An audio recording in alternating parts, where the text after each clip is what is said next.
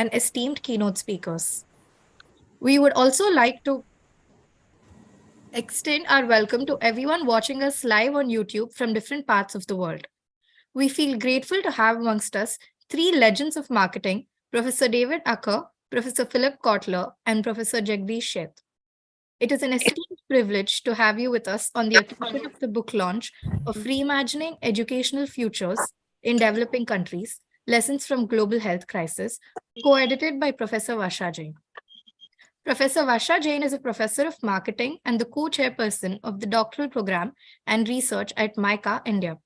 She has authored over 100 publications, including multiple papers in A-Star and A journals, and is the associate editor and the editorial board member at these journals. She is working on 5 books, primarily with Professor Sheth and Professor Acker, and is the recipient of more than 22 national and international awards. She has multiple gold medals in scholarship and is the vice chair of International Relations, Higher Education, Special Interest Group, and the American Marketing Association. She is also a visiting guest at Emory Business School, Atlanta, USA, visiting scholar at Greenwich University, London, and the Medill School, Northwestern University, USA. We are honored to have you with us, ma'am. We would now request Professor Vasha Jain to say a few words. Thank you so much, Apurva. It's a complete delightful moment for all of us to be here. I would provide my warm greetings to everybody who's joined from different parts of the globe. And I would extend a warm welcome to our keynote speakers, three marketing legends, Professor Philip Kotler, Professor Jagdish Sheth, Professor David Acker. We are honored to have you all for this event. Thank you so much for being with us. I would like to welcome our President and Director of MICA, Professor Shailendra Raj Mehta, our Dean, Dr. Geeta Hegde, our faculty colleagues, friends, and our dear students. And it gives me an immense pleasure to even invite you all for this amazing book launch that we are doing on reimagining educational futures in developing countries, the lessons that we've learned from the global health crisis, which is published by Macmillan UK. And thank you once again for being with us and celebrating this auspicious movement. In higher education, we always talk about inclusive approach, integrated, co-created learning environment. And in the last 2 years, while this journey happened for the book, and we were doing this journey with our co-editors and the contributors, this all happened because while we were struggling to survive in this world due to COVID, and we faced numerous challenges in higher education. And the whole idea is to develop the book as a solution for these issues. And we had, 15 articles, which had 4 themes on organizational resilience, technology adoption, staff well-being, and reimagining the future. And we had 30 contributors from different parts of the world, which includes India, UK, Ghana, Mexico, Spain, Vietnam, Nigeria, Australia, and Canada and South Africa and so on. And essentially the content of the book is centered around the blended learning approach with a focus on culture, seamless experience that we can provide to our stakeholders, digital transformations, and digital infrastructure, and primarily the adoption of AI, which is a very important area in higher education. So this book is essentially going to help the academia, industry, as well as the policymakers to learn about the tech-driven, inclusive, and humanistic higher education systems. To sum up, I would say that education is the best provision of the life's journey, which Aristotle has quoted. Now, with that note, I would like to invite our president and director of MICA, Professor Mehta, to share his insights about reimagining higher education. Professor Mehta.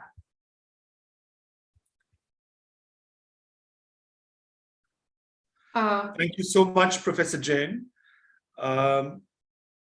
It is really a pleasure to welcome you and the 3 legends that we have with us, Professor Philip Kotler, Professor David Acker, and Professor Jagdish Sheth. This really is a very proud moment that this book, Reimagining Educational Futures in Developing Countries, Lessons from Global Health Crises, co-edited by Professor Jain, along with Professor Mogaji, Professor Maringe, and Professor Henson.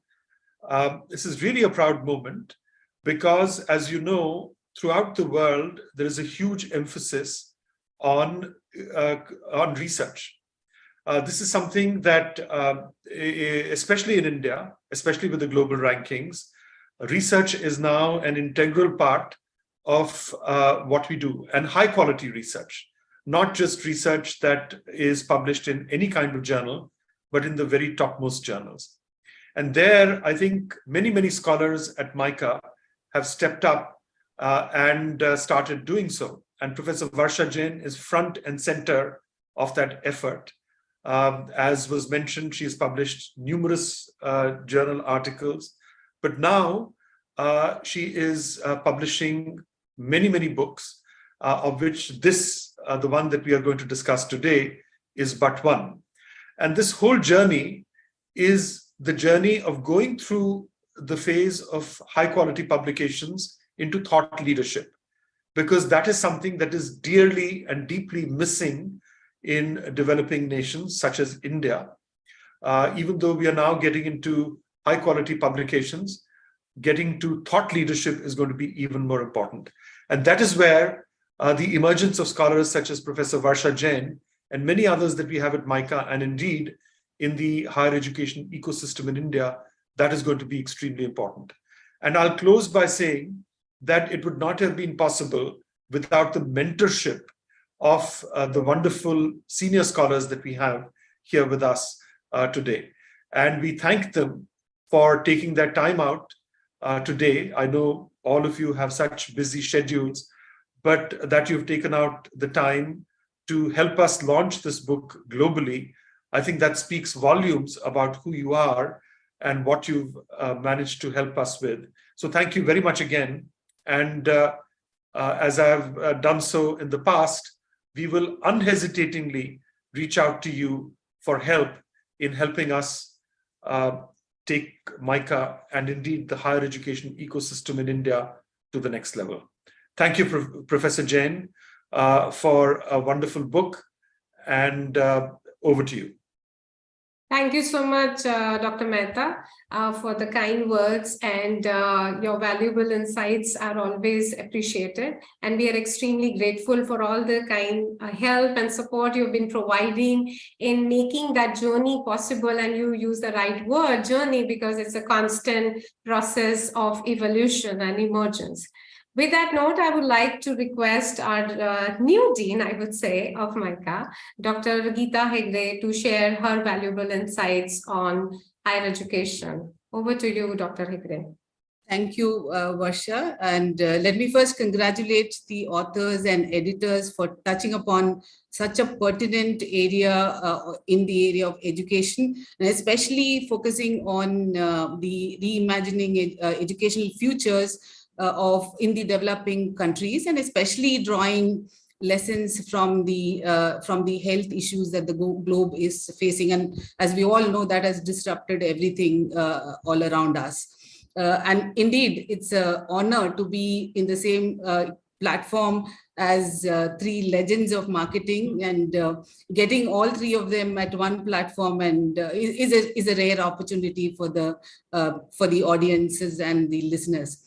So I would thank the legends for being here and helping us in the process of the MICA becoming, as Professor Shailendra said, the MICA becoming research oriented, focusing on research, and also becoming thought leaders in the specific areas that each subject matter expertise are working on. We all know that the developing world especially has unique and multi-dimensional issues, and so much so, especially in the area of education itself.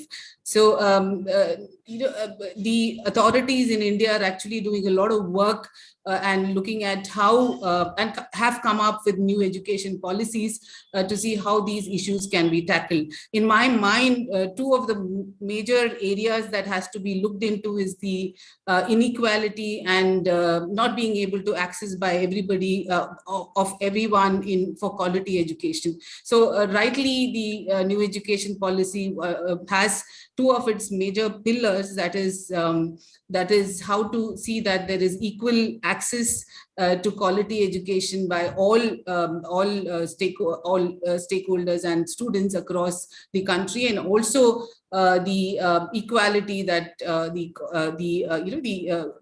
aspects that will provide for education across the country. So I think I'm sure that the authors have drawn solutions from various other countries, and also given a pathway to how to handle these issues, and we so look forward to reading the book, Varsha, and the authors as well, and other editors and authors. Without much ado, I am looking at how the legends will give us what the legends have to say about this, and the insights that they give. Thank you so much for being here, and thank you, Varsha, and all the best. Yeah, thank you so much, Dr. Hegde, for the kind words. And I think you correctly pointed out about the new education policy, which is going to be the next area of research, how it would span out and make the higher education more inclusive in the tech-driven environment. So thank you so much. We are extremely grateful for your insights. And with that, I would like to invite Tanmay, our PGP student, to take the event forward. Tanmay, over to you. Thank you. And now for the valuable moment we've all been waiting for. The reason we've gathered here as a culmination of communities, from students to academicians and research scholars from India and all around the world.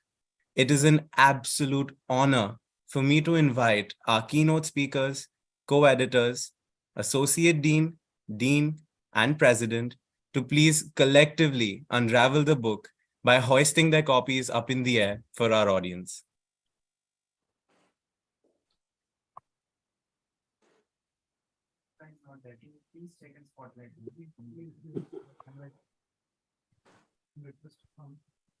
Can we request Professor Mehta also to... Professor Mehta.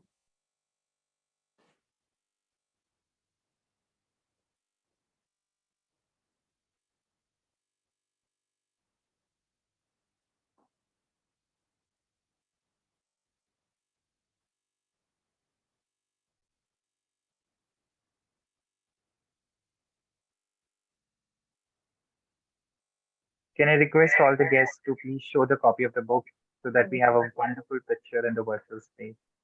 Oh, I'm not organized. I have to find it. So can we have Dr. Mehta?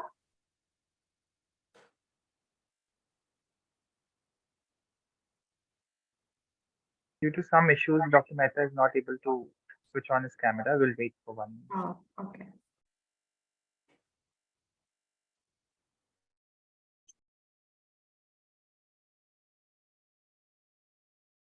Yeah.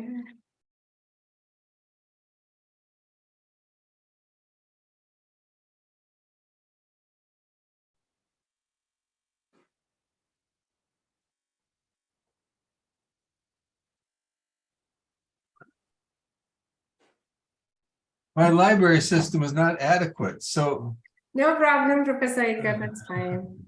so I have it, but you can see it in back of me somewhere. Sure, no problem. Thank you so much. Thank you so much, everyone, for being with us for this auspicious and wonderful moment. Really, it's a pleasure to do this launch with all the legends in marketing and the mentors and the guide. Thank you so much. Really appreciate it.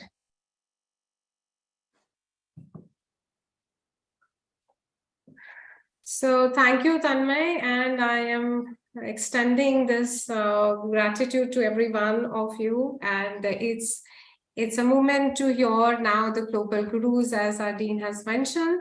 And first of all, I would like to now invite Professor Kotler.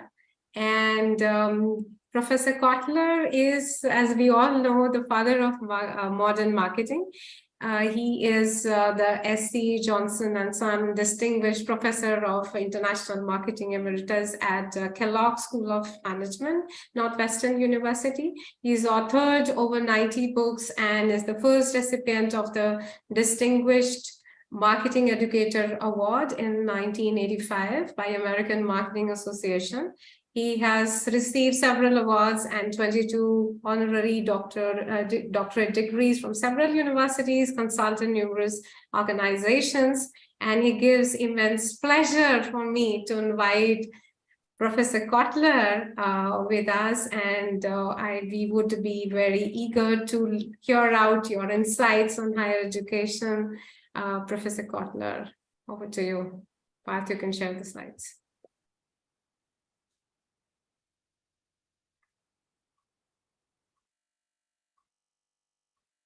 Professor Kotler, you have to unmute. Yeah.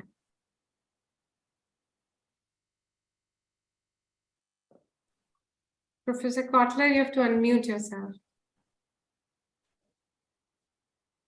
There, can you Yeah. hear me now? Yes, Yes. yes, perfect. I said some interesting things before you could hear me.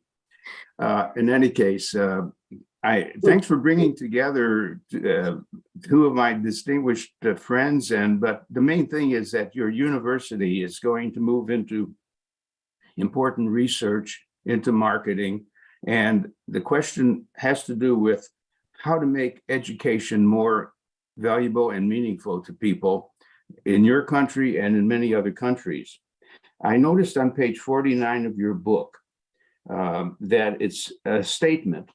Universities play these roles through four main organizational pillars. What are the pillars? Curriculum is one, pedagogy is two, three is research and innovation, and four is societal engagement. Well, I want to talk about one of the pillars. I want to talk about curriculum. And there's good. Please go to the next slide. There are three, you have to ask, what's the purpose of education to begin with, and how do you center it in a country? And I want to distinguish three levels. One is a country can provide a provincial education. And by that, I mean something that helps people in their normal lives have a better life and good income and so on. In other words, it stays at the local level, and it makes sure we prepare people for the place they live in and to do a good job. A higher level might have been a humanitarian education, so that we can believe that those being educated start with a interest in humanity and improving the condition of humanity around the world, and knowing the difference between good and bad, and so on. Actually, the third level would be a different level, which would be, no, we want to prepare our people to be cosmopolitans. That is, they should be comfortable in any country of the world. They should value different cultures. They're not so much a person from that country, that they are a world citizen. Now, you have to decide what level of education is appropriate for your target market. Now let's move to the next slide, please. Next slide, please. So what will the focus be on in dealing with young people and so on? Most of the focus is in a school system is on the IQ. That is, we want people to be able to read and write and have an operating intelligence, in a sense. That is so emphasized that we neglect two other things. We neglect emotional intelligence. And I recommend strongly the work of Daniel Goleman to be read and installed in any educational situation, because learning is much more than just facts and figures and reading and writing. It's having relationships, social relationships, good, productive relationships with other people, and the kind of the caring. And then there's another thing to remember, and that is there isn't one type of intelligence, the one we call the IQ. There's many intelligences. You know, some people are just gifted with music. They're born with it. And they let's honor that skill set. And some people are born with art in their mind. They see things visually. They can create interesting, wonderful, they can express themselves through art. So we must be sure that we recognize many types of intelligences and help all of them move forward. Next slide, please. I've been very impressed with Sal Khan, if you followed his career. He was a member of a family where he realized that other members of the family were having difficulty learning mathematics. And maybe it had to do with how math is taught or what, but he decided to differentiate instruction for each troubled student. In other words, he wanted to figure out where did they fail on understanding what a percentage is or you know, an equation is about. Where did they fail? And so he started the Khan economy, and most of you know about it, where there's a whole set of instructional tools for history, for computer programming, for grammar, for learning anything. And I just want to say he has expedited the speed of learning for a lot of people. Next slide, please.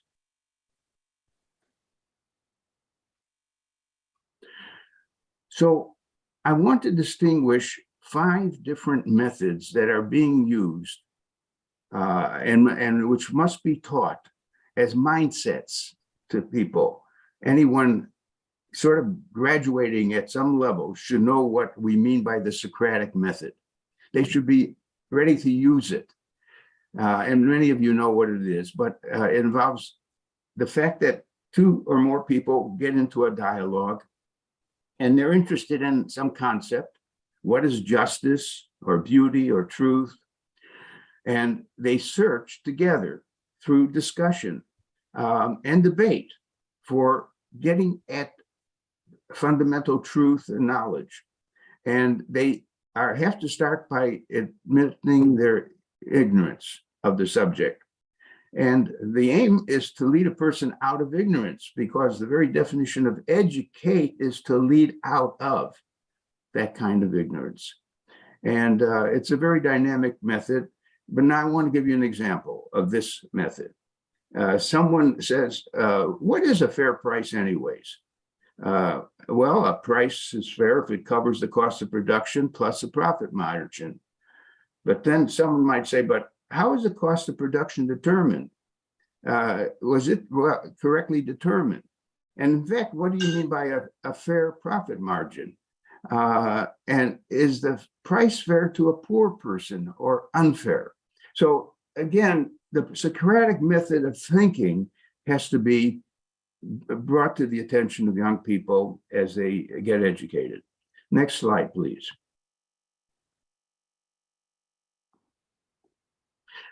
I think the students must understand dialectical method. What do we mean by that?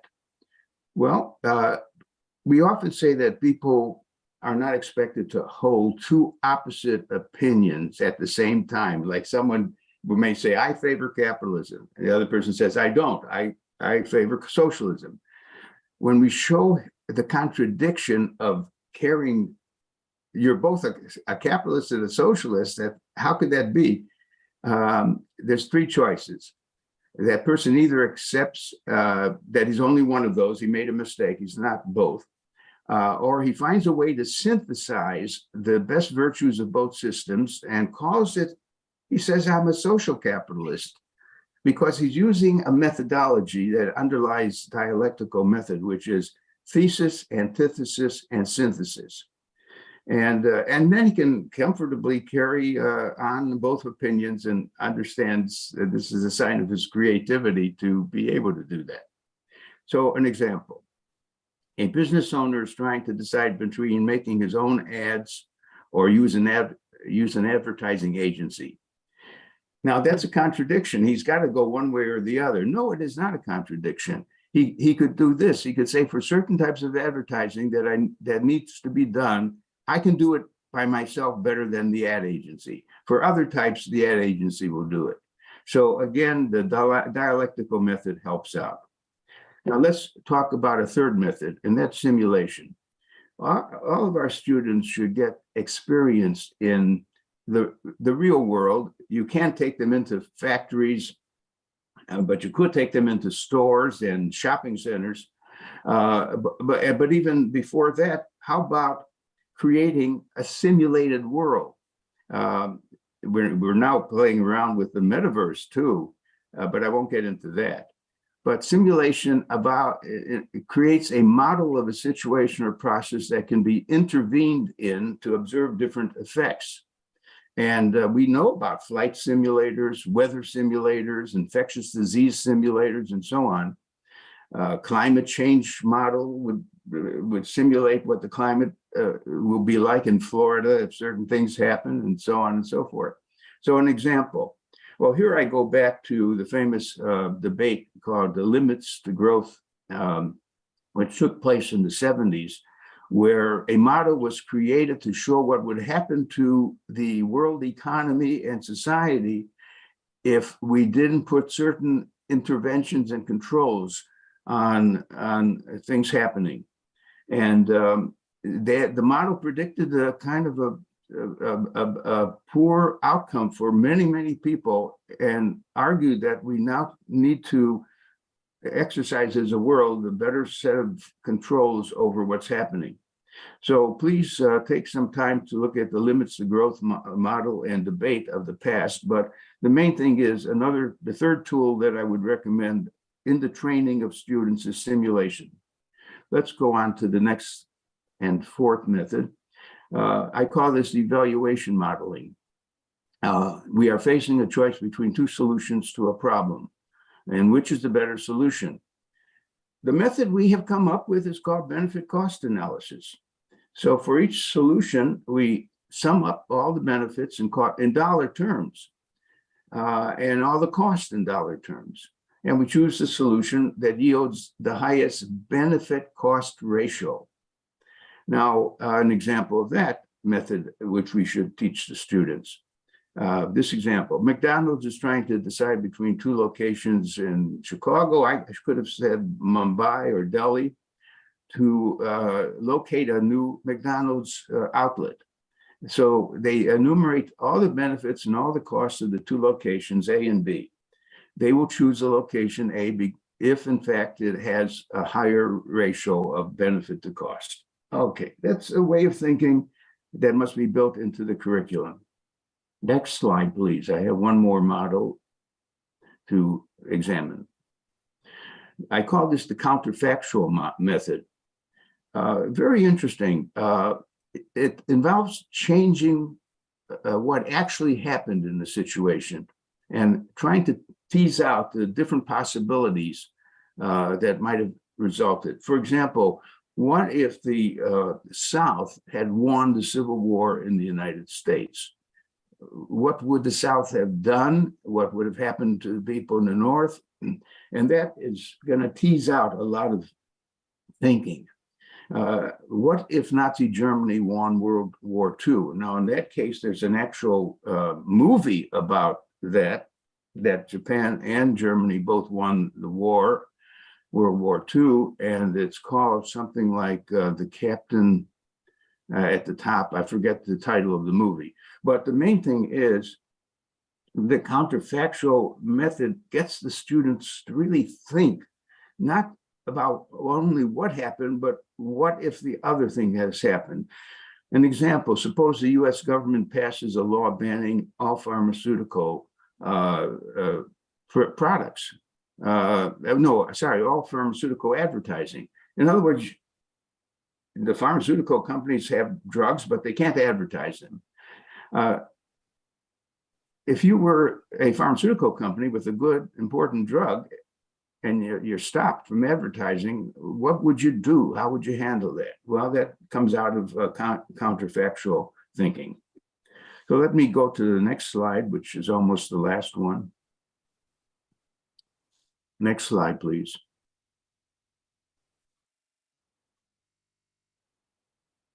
Next slide, please.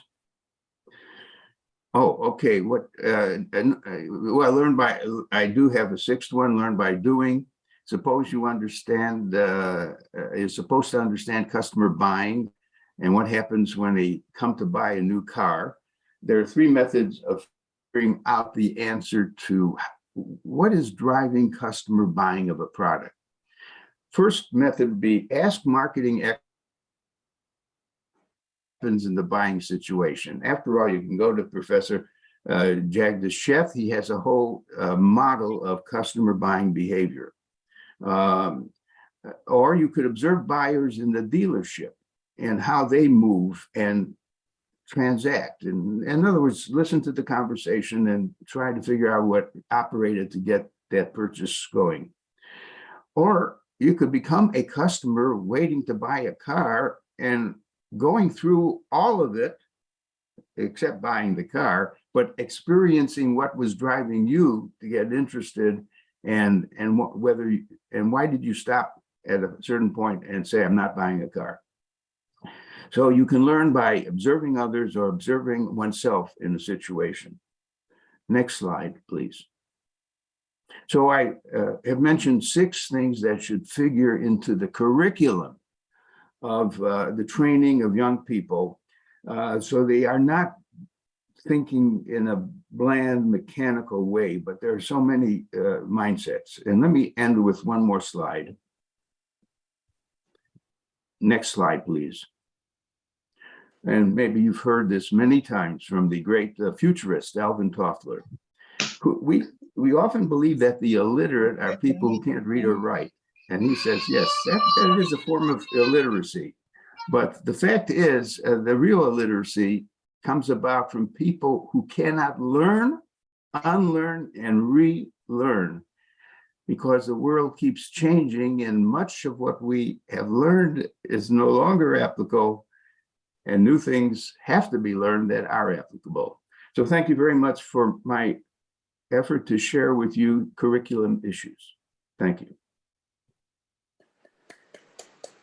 Thank you so much, Professor Kotler. I think every time we hear you starting from our first journey of marketing until now, there's so much to learn from you. And you correctly pointed out we have to unlearn, relearn, and then the learning is again a journey which has to go on. In this tech-oriented environment, it's all the more very important. So thank you so much for sharing your insights, and we are extremely grateful. I'm sure the audience have learned so much from your thoughts.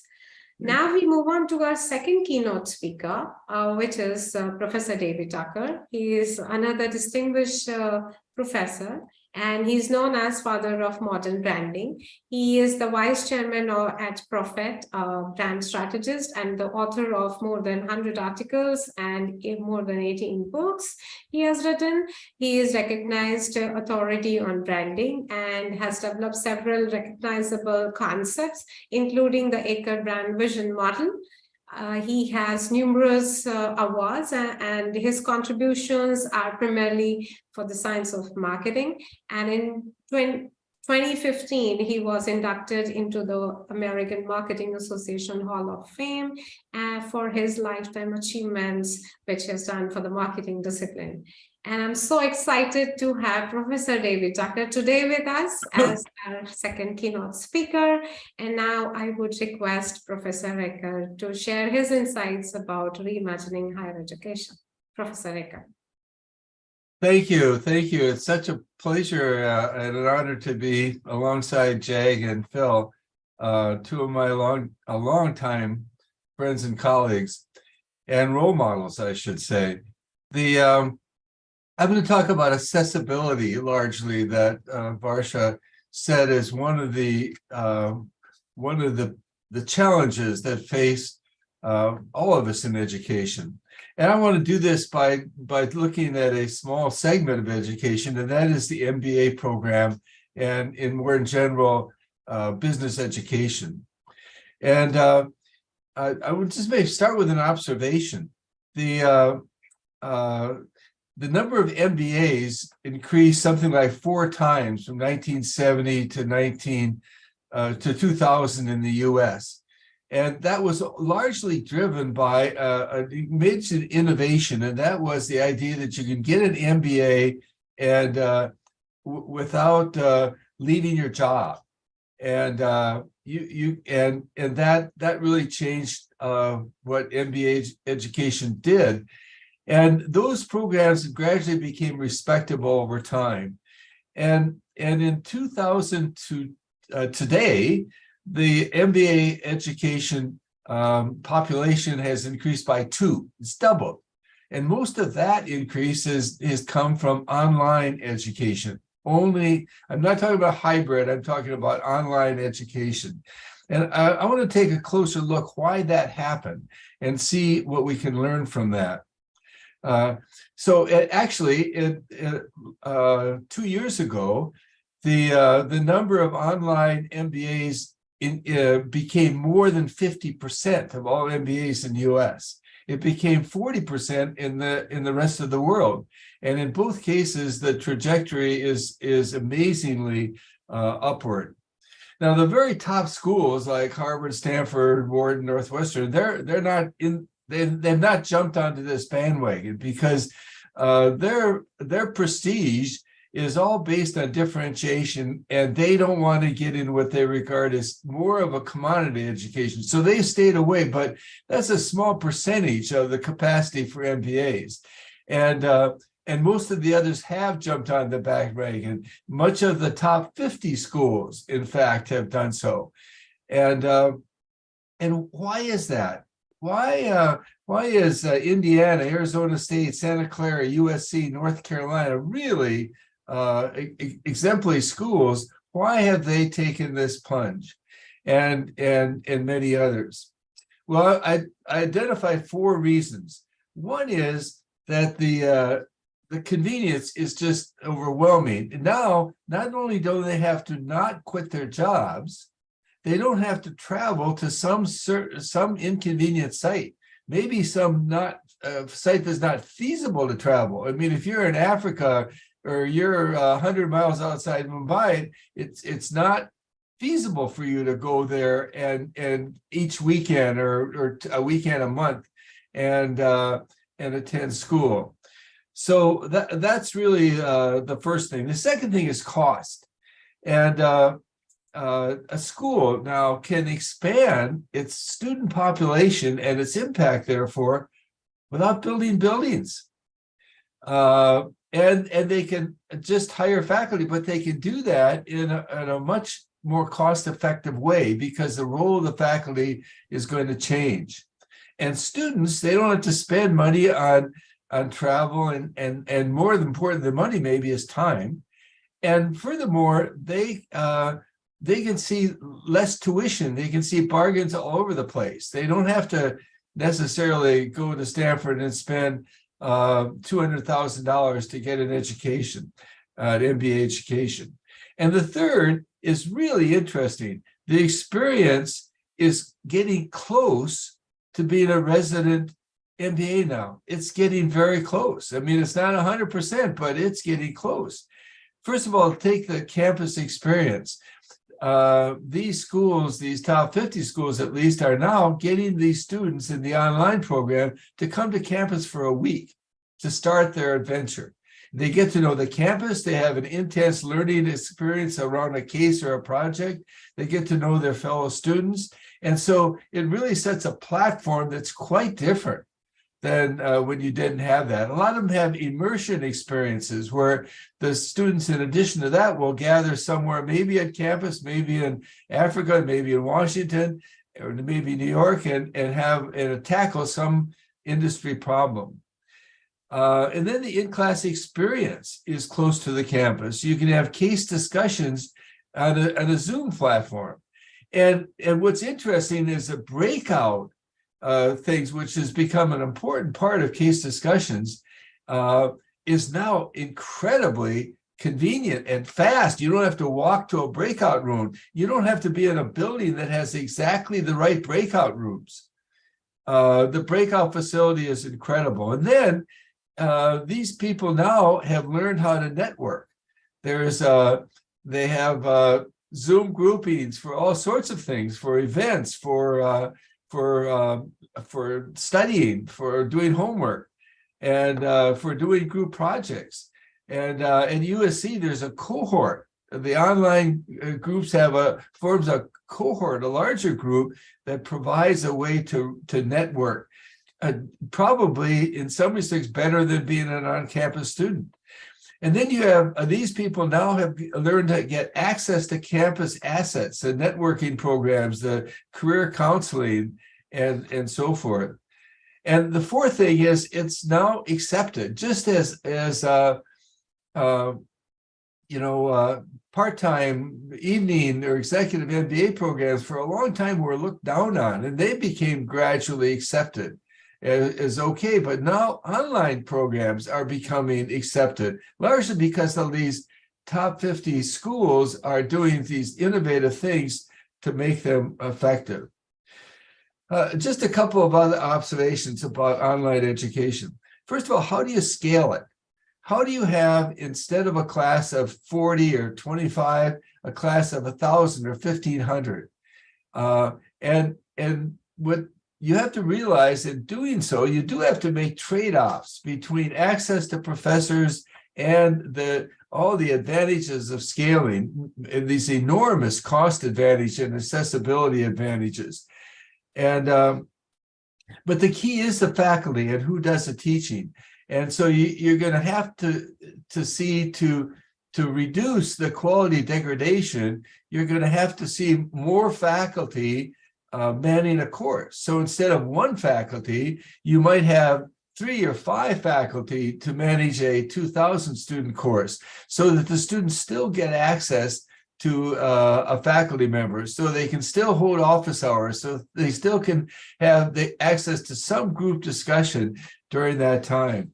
And there'll have to be how we handle large lectures at Berkeley and at the University of Indiana. We have a lecturer. I was one. I taught undergraduate marketing at Berkeley, and I had a lecture, and that lecture, I might add, was incredibly polished. And I had videos, and I had guest speakers, and it was really, and I had jokes that reappeared from year to year, and it was really exceptionally good lectures. And then it was supported by a weekly discussion section that was taught by a TA. So I think that in the future, we're going to have a whole new occupation of TA that perform this role that TAs have performed. And I look at the medical field. And now in the medical field, we have, to supplement doctors, we have nurse practitioners. And they are people that can write prescriptions, and they can serve 80% of the medical problems that walk in the door. 80%. And they have always a doctor that's a backup, so they get that backup if they need it. But I think we're going to have a new profession that will emerge in education, and they will be the nurse practitioners of the MBA program. And they will be able to handle discussion sections. They will be able to give one-to-one contact, and they were going to be able to call on the professor when needed. And so they'll both have a strong role in teaching these large classes. And I think the key to all this is going to be the brand, because people want credibility in this offering, and so you're going to need to get credibility. And one way to get it is to have some of these top 50 schools that have enormous credibility, to have them enter this business and show how to do it in a way that is comparable to an on-campus MBA system. But I think there's other ways. You can see some online programs become specialized.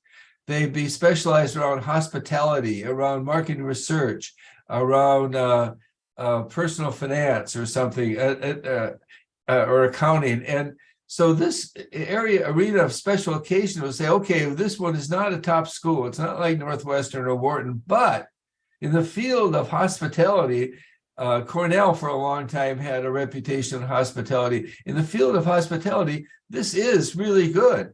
And it may be an international business or international marketing. So anyway, you can pick out a specialty and become really good at that.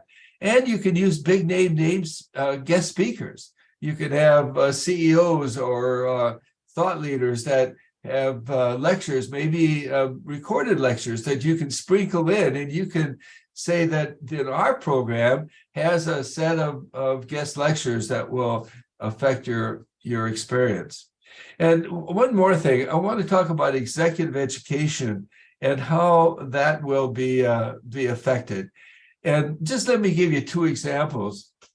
One is called Section 4. It's developed by a friend of mine, Scott Galloway.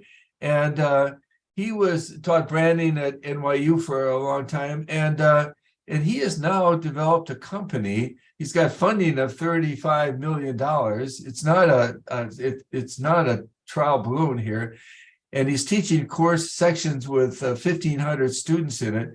And what he's doing is taking a popular course in an MBA program at Wharton or Harvard or wherever, and he's often getting that professor to offer an online course that will deliver maybe 60% to 70% of the value of the course in the resident college, and he'll do that in a sprint that'll last 1 week or 2 weeks or 3 weeks, and he can do that in sort of 10 or 15% of the cost you would pay if you're sitting in the classroom at NYU or Harvard or wherever, and it can do it for 1% of the cost of actually going to Harvard and sitting there for 2 years would really you really value most this 1 or 2 or 3 courses.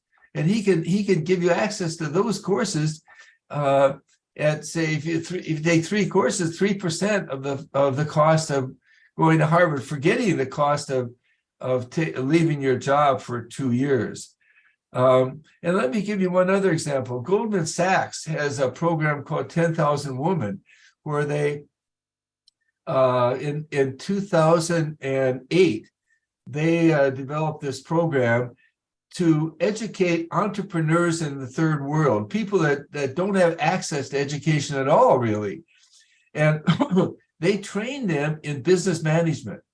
And they did that through local colleges, all through the third world, in developing countries.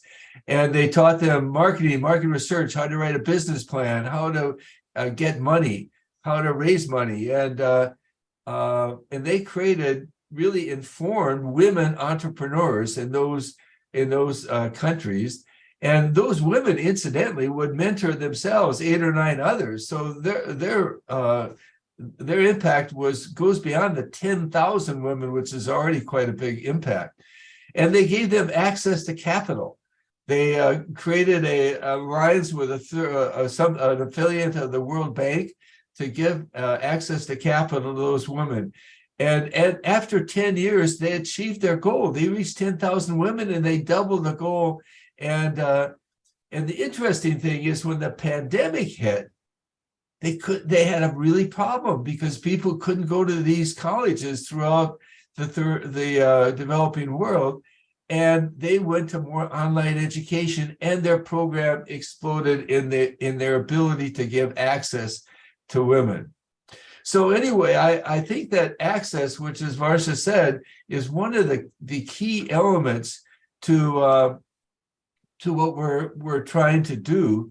And I think online education, and again, not a hybrid, but a true online education is really the key. And we have to understand why this has flourished, and look at the role models who have really done it well. Sure. Thank you so much, Professor Eker. I think this is commendable because It's about the access, it's about the affordability of higher education. And irrespective of the geographical location, you cited excellent examples to mention how it spans out and how the learners can actually get the best faculty across the globe. So thank you so much. I think this was very insightful and we are extremely grateful. And now we have none other than Professor Sheth. And I think he also has the similar views. And Professor Sheth, as we all know, is the renowned scholar, global thought leader, and he is awarded Padma Bhushan, and that is India's highest civil award for non-residential Indian, for literature and education, and has published more than 300 papers, more than 30 books across disciplines. And currently he is the Charles Kalstad Professor of Business at Emory University. And he received an honorary doctorate from University of Illinois, consulted various organizations, and also believes in nurturing human beings and believes in the Uberization of higher education exclusively. So with that note, I would like to invite Professor Sheth. Thank you, Varsha, and thank you, Phil and David, for joining the session. I learned a lot from both of you. In fact, very insightful comments and very good different perspectives. Mine is another perspective, and that is primarily looking at the impact of technology, especially digital technology, on future of higher education, basically formation of higher education. Just as corporations are through digital technology transforming the companies altogether, as you know, all the consulting practices are toward digital transformation of corporations, from governance to processes to everything. I think higher education as an industry will also go through significant transformation, which is the theme of what I will talk about. Let's go to the next slide, please. Digital technology will be more transformative of society than any other prior technology.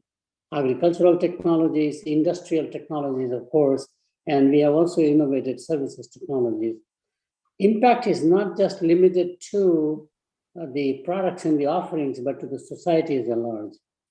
Think about that one. At the turn of the last century, which is only about 20 years ago, there was no WhatsApp, no Facebook, no Google, no YouTube, no Skype or Twitter, and I did definitely need to add, obviously, TikTok. The internet and World Wide Web have reduced the degrees of separation to one. Famous author, of course, was a psychologist at Columbia University who coined the 6 degrees of separation.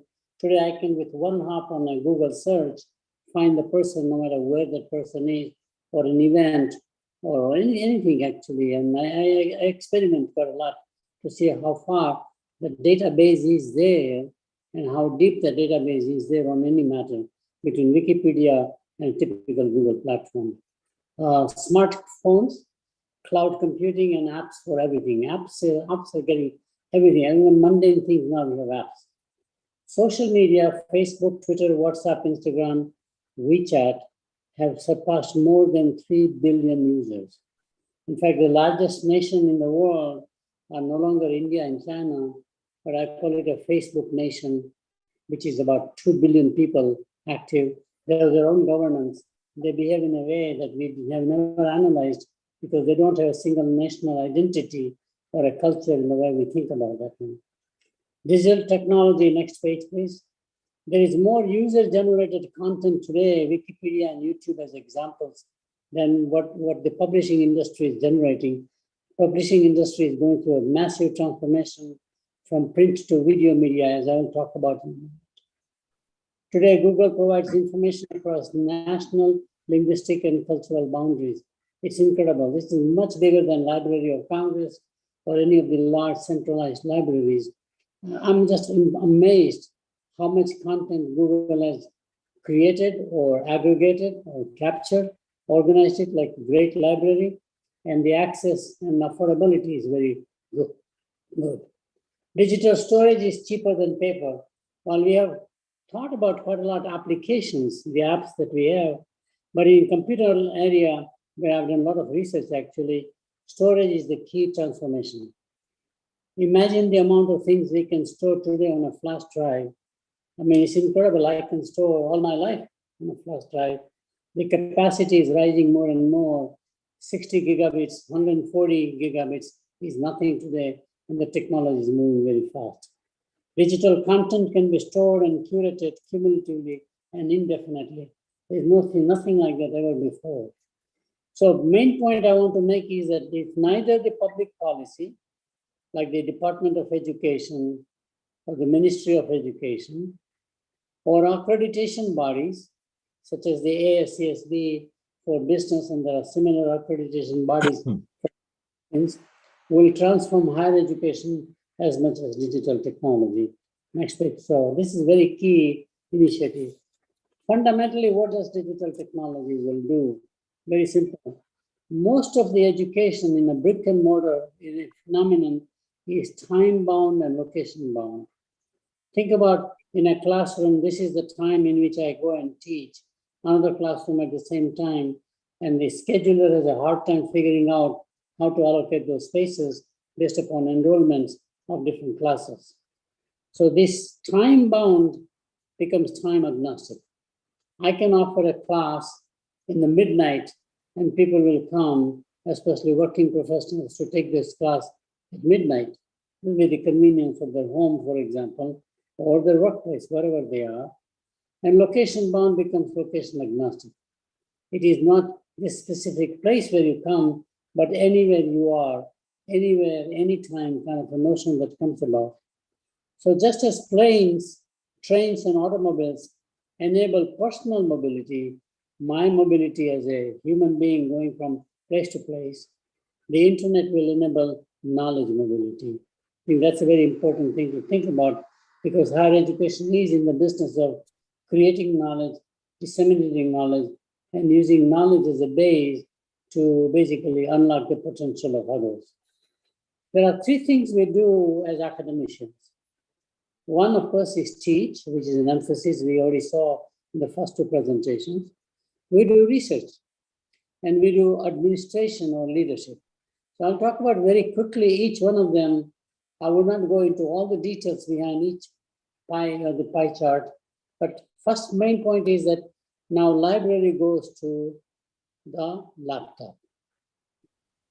Used to be I had to go to the library in my days, and I took a pride. Best universities were the ones with the highest number of best books, rare books, contemporary books, and magazines. The stacks were incredible. Today, all of that comes to my laptop. That's fascinating. Key change. Classroom goes flipping. I don't have to do lecture in the classroom. I can have my lecture videotape, and I can use one of the methods that Phil Kotler talked about. It is Socratic method, for example, dialectic method. He has talked about 6 of them, but I can use several of those in the classroom in a more productive dialogue and interaction. I have a new phrase in a whole presentation called the 3 I's of learning. Industrial age, we started with 3 R's of learning: reading, writing, and arithmetic. In the knowledge economy, what is going to happen is that it'll become 3 I's of learning. Learning has to be individualized. Even in a large mass scale, I can individualize learning. So somebody are fast-moving students, somebody are staying behind, slightly slow learning, whatever it is, I can do that thing today. Second thing is that the learning will be interactive. In other words, there is a dialogue between the student and the like a education practitioner, like a nurse practitioner that David talked about, or whatever turns out to be. I can have that kind of interaction that I can create much faster, much better in the online environment. And the third one, of course, is integration. We always have struggled about trying to say what is common between mathematics and music, or mathematics, music, and computer science. They're all languages. There's a syntax, there's a semantics, there's a usage or pragmatism. We can go to that meta level and say there is something commonality between physics and chemistry, between business and non-business, for example. I think that integrated knowledge is very key. So we'll see the rise of more cross-disciplinary teaching or research for that matter. Unprecedented scope and scale. I can go anywhere. In fact, University of Illinois, Urbana-Champaign, where I taught for many years, decided, I think 5 years ago, not to have physical classes, regular MBA, one-year MBA, specialized courses, but made the risk of going on Coursera. Today, they have about 5,000 or 6,000 students. The fees are the same as the residential students will pay. So all the foreign students don't have to double their fee. They have been able to organize this on a global basis, and the revenue flow is enormous. No business school have ever imagined in the traditional brick and mortar way to raise the revenue of $17, $18 million annual run rate with 3 graduations, just goes on and on. And Coursera is not necessarily the best platform. It is so early stage, I can improve on that quite a lot to make the education and the experience in a virtual world even better than actually what I can do in a physical world. Global reach. I can reach in the world. MOOCs and everywhere. We have already seen this thing like Coursera, edX, for example, MIT, Harvard collaboration. There are many more platforms like that. Pearson has a platform of its own. 24/7 by culture, virtual communities and clubs. I can organize. Students like to have clubs and organize. There is no time limit. I can do it anytime. Campuses will become very smart. We just invested enormous into digital technology by having a hologram where a speaker can come in the classroom as if virtually it's a physical person talking to you. And social activism on campus. This is very important. Social media so immersive into the campus life, you'll see more social activism, causes, etc., debates, discussions on the campus. It always used to be the case in emerging economies. There are many instances in Cairo, for example, Cairo University, where students always have been very activist. I think this will amplify quite a lot. So let me just summarize. Just as printing transformed non-literate oral to literate written education, digital technology will transform literate to visual education. We will not have printed books, we'll have visual video chapters, but print will be supplemental. Right now, print is the main thing, and we of course have video as a supplemental. So when peripheral becomes core, which is online, will core become peripheral? It's a key question we have to raise. Next slide, please. What about research? First of all, research will have much greater diffusion of new knowledge. We have seen this thing today. I get the article accepted and immediately the publisher puts it on the web before it is physically printed and sent to my house or my office space. Global impact. I can now have a publication or research idea impacted globally. In fact, Phil Kotler does quite a lot of that. And so does David Acker in his field of branding. Worldwide access to publications. In other words, my publications can reach anywhere in the world today. And I have experimented quite a lot using typical social media platforms like LinkedIn to see where it goes, just to trace it, just to get an anecdotal experience of some sort. Worldwide research collaboration. This is very key. Scientists have different traditions in different cultures, countries, universities they went. We can put together a team of different perspectives to have a group analysis or a research done today much more possible. In fact, if you go back to the origin of internet, that's how it began as a DARPANET, for example, where mainframe computer and the scientists were asked to collaborate without physically meeting together. And today we have seen the fusion of disciplines. I can now fuse disciplines much better than ever before because of technology. Think about AI and marketing. Hottest topic today, machine learning and marketing and finance. I can fuse disciplines and come out with knowledge that nobody had imagined because knowledge still is very much in silo. We are more like experts in many ways, high degree of specialization. Our left finger does not know the right finger within the business discipline, business and non-business disciplines. I think this technology will enable us to do more of fusion thinking as opposed to improving our own discipline. Online academic publications, which we have seen that thing today, open access is one key example. Major scientific breakthroughs. IBM Watson today is able to compete very well the human mind. And this is a very interesting area. I have written about a new book I'm writing about when the virtual becomes real. Artificial becomes real. Very fascinating. So IBM Watson can actually outsmart a chess player. Today it's possible. AI technology is coming in a big way, which will change. And last one is the point I think that was made by David, which is very key, celebrity scholars and scientists. Celebrities don't have to come from movie theaters or entertainment, or athletes, for example, or gurus for that matter, but we can make scholars and scientists celebrities, which is a huge upside monetary aspects, but also impact aspects in many ways. In other words, the traditional division between spiritual leaders, for example, and scientific researchers goes away in the process. The elitism of top universities and journals will give way to democratization of scholarship. I'm strongly a believer because the elitist schools have been gatekeepers. Journals, definitely. Academic journals. I think today with open access journals, this is becoming very different world. Next area, and the last one, and quickly I was finished also my presentation, impact on leadership. Greater transparency and community engagement. Where today the job of a president of a university is very, very difficult. You know, in the case of a corporation, there are fewer stakeholders besides shareholders, community, etc. The number of stakeholders for the academic institutions is quite large. Everybody becomes a stakeholder. We all live in a digital fish bowl. We're like a fish in a digital bowl. Everybody is curious about what we do. They watch constantly what we do. And those who have no stake become stakeholders out of nowhere. So given that kind of a thing, greater transparency is very important.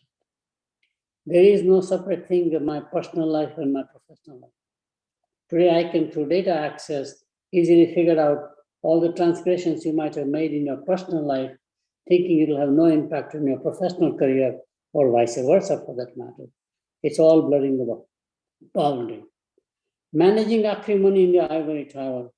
We'll have more debates. You think political acrimony is out there right now, not only just elections, but ideology between the extreme right and extreme left.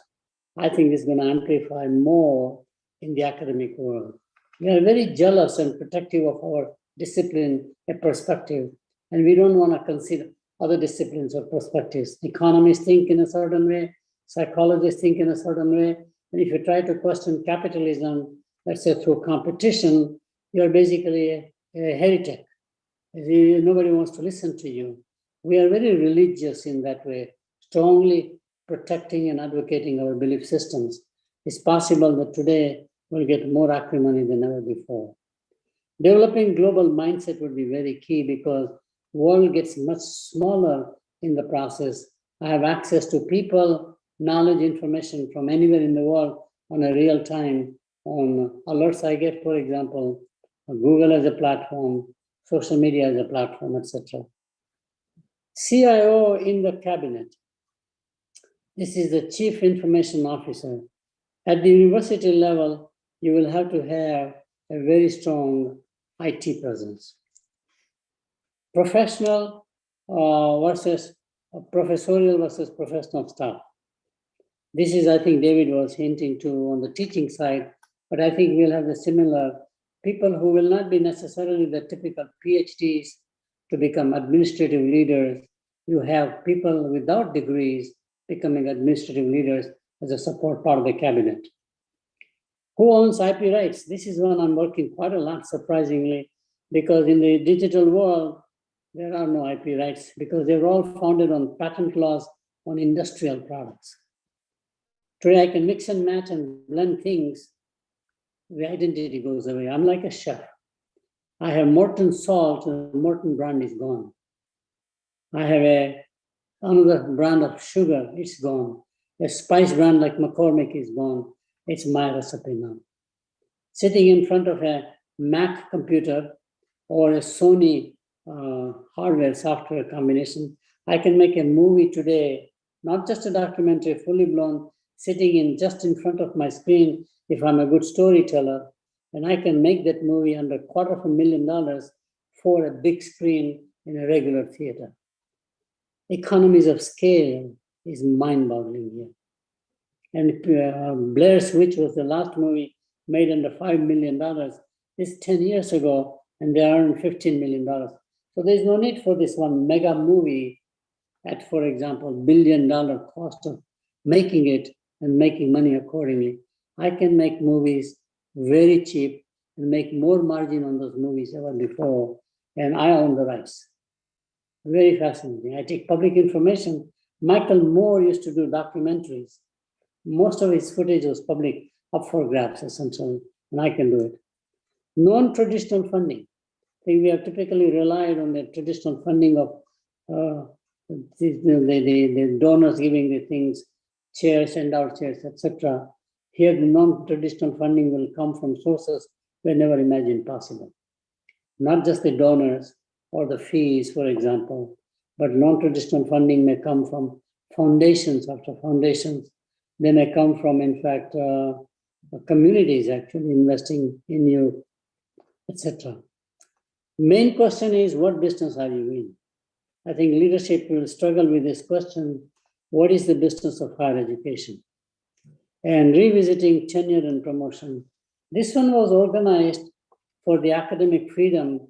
Today, academic freedom is already given. I mean, I can post things directly all over the world. In my own column, for example, I have the academic freedom. So long as I'm not violating any laws or regulatory aspects or policy aspects of the internet as a platform, I can disseminate knowledge, I can create knowledge. The traditional notion of having 6 years probation with a tenure, associate to full, are all not necessary.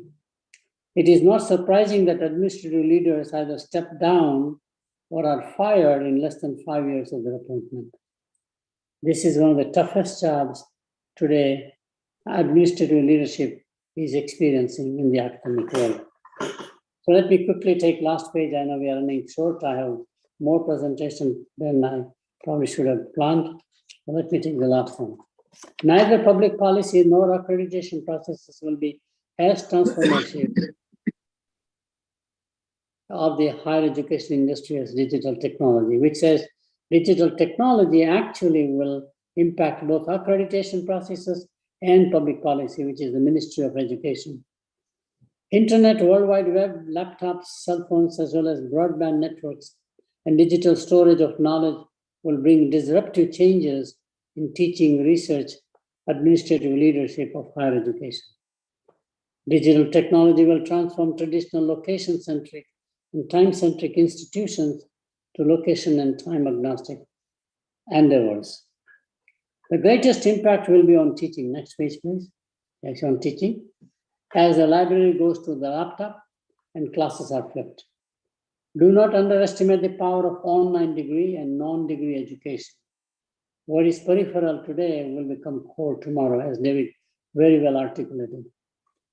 Diffusion of new knowledge will be faster as digital technology breaks language barriers and academic organizations become more global.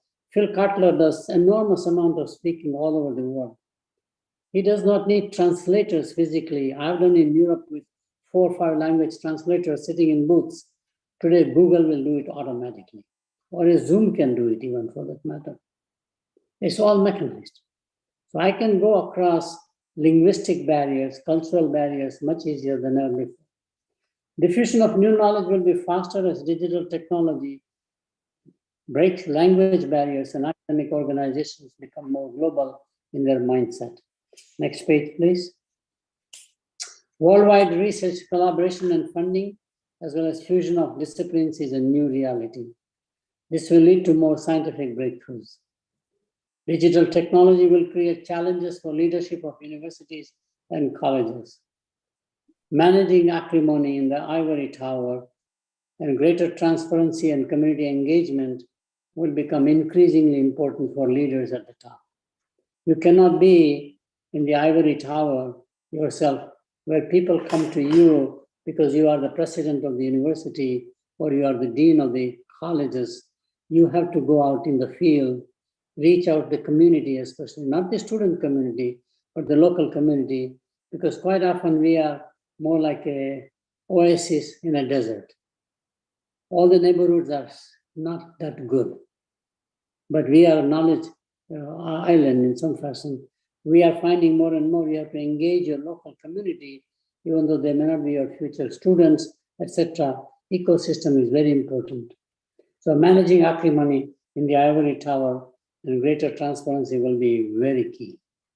Information technologies like breathing air will be everywhere and become a sine qua non for higher education.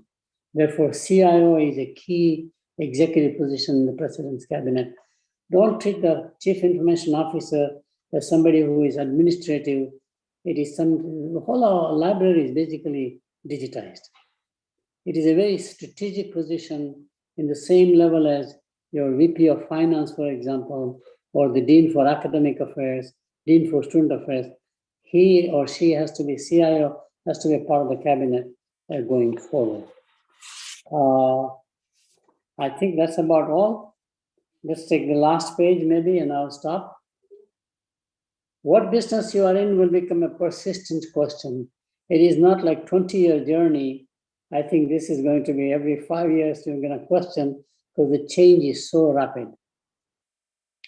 3 things you do not delegate. Generally, I find in my advising to companies, vision is nothing, no bottom of vision. It never works.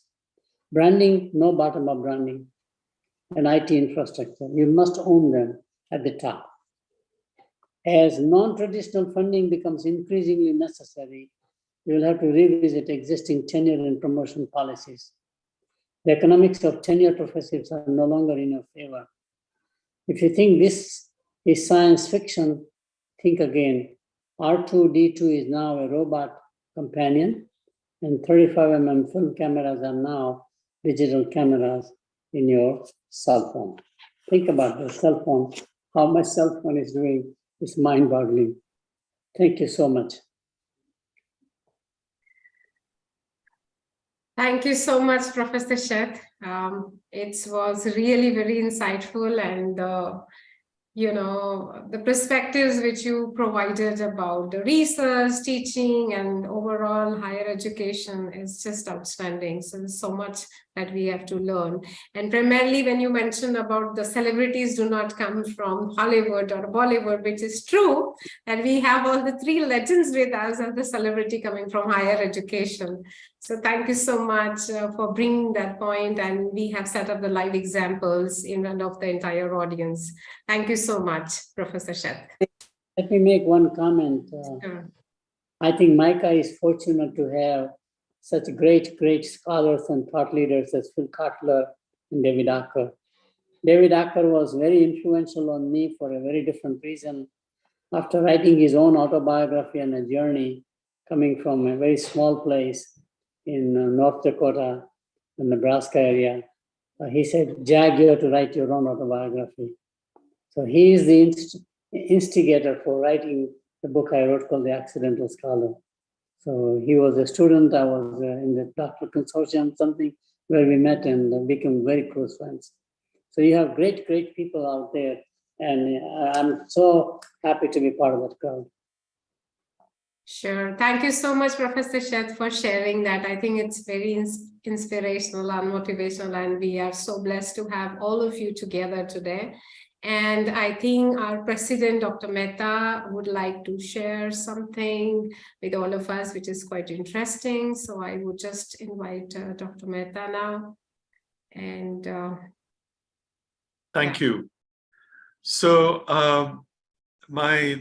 so thank you first of all to all our guests, Professor Philip Kotler, Professor David Aker, and Professor Jagdish Sheth.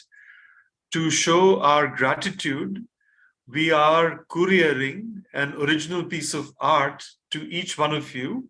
It's called Coexistence, very appropriately.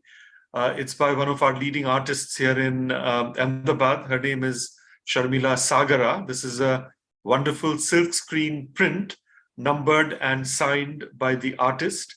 So this is just our way of saying thank you. And we really appreciate your taking the time to be with us. Thank you and good night. Back to you, Varsha. Yeah, thank you so much, Dr. Mehta. I think you made a very important point here by coming up with something which is very close to India.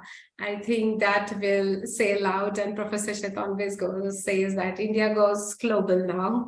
So thank you so much for bringing this up. Now I would like to invite our co-editor and wonderful friend and scholar, Professor Emmanuel Mogaji, who actually initiated this entire process of higher education and roped us in and made this happen. So he's from Greenwich University, UK. And Professor Mogaji, over to you with the closing remarks and the formal word of thanks. Oh, thank you so much, Professor Varsha. Thank you so much for bringing this together. It's been a pleasure working with you on the book. But I guess this is just for me to appreciate our guests. Yes, as a young scholar, I've actually looked at these scholars and recognized their work, and hopefully one day to meet them. But I guess with the power of technology, yes, I'm based in the UK, and now look at all of us working together and actually in the same virtual room. So thank you so much, Professor Philip Kotler, for your point. Thank you so much for sharing those insights about the different method of teaching. Professor David Aker, yes, thank you so much for the mention of the executive and online education. That's one thing that I actually took away from there. I'm originally from Nigeria, and I can testify to the benefit of the 1,000 women that has really benefited from what the bank has done in creating opportunity for learning. Professor Jack, thank you so much for being a mentor. Yes, Professor Varsha do say a lot about you. And listening to you again, thank you so much for that keyword about the anywhere education. It's been a pleasure listening to all of you. Thank you so much for sharing this time with us. And let me also use this time to also appreciate Professor Varsha. It's been a pleasure working with you. Thank you so much for making this journey very easy. Thank you so much to the editors, to the co-editors of the book, and also the contributing authors. Yes, we need to also acknowledge their efforts.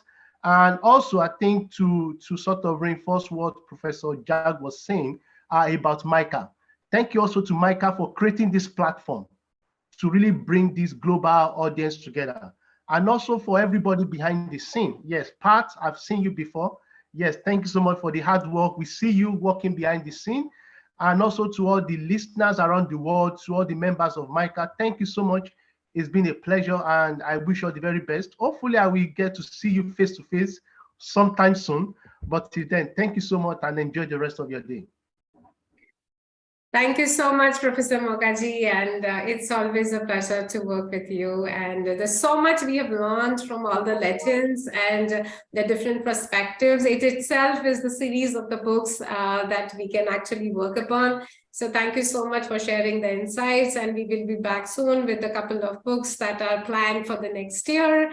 And we will see you all soon with all those insights and the legends coming together. And I was telling Dr. Mehta that, online platform provides us the global impact and the reach, so that we reached out to different people across the countries, and we can bring in different legends together, and we can make this happen. And I think I agree with all the points that you have all shared about the online, higher education. So I think I could see that series of books and the papers happening together. And I'm sure our audience has learned so much from all your insights. So thank you so much, everybody. It's been an honor to be part of this process. And thank you so much for being with us. Thank you, everyone. Are we having a group photograph? I've got a copy of my book. That's so sweet. Thank you, Emmanuel. Okay, thank you, everyone. Thank you. Thank you, everyone. Thank you, Professor Shah. Thank you, Professor Kotler. Thank you, Professor Ecker, for being with Thanks. us.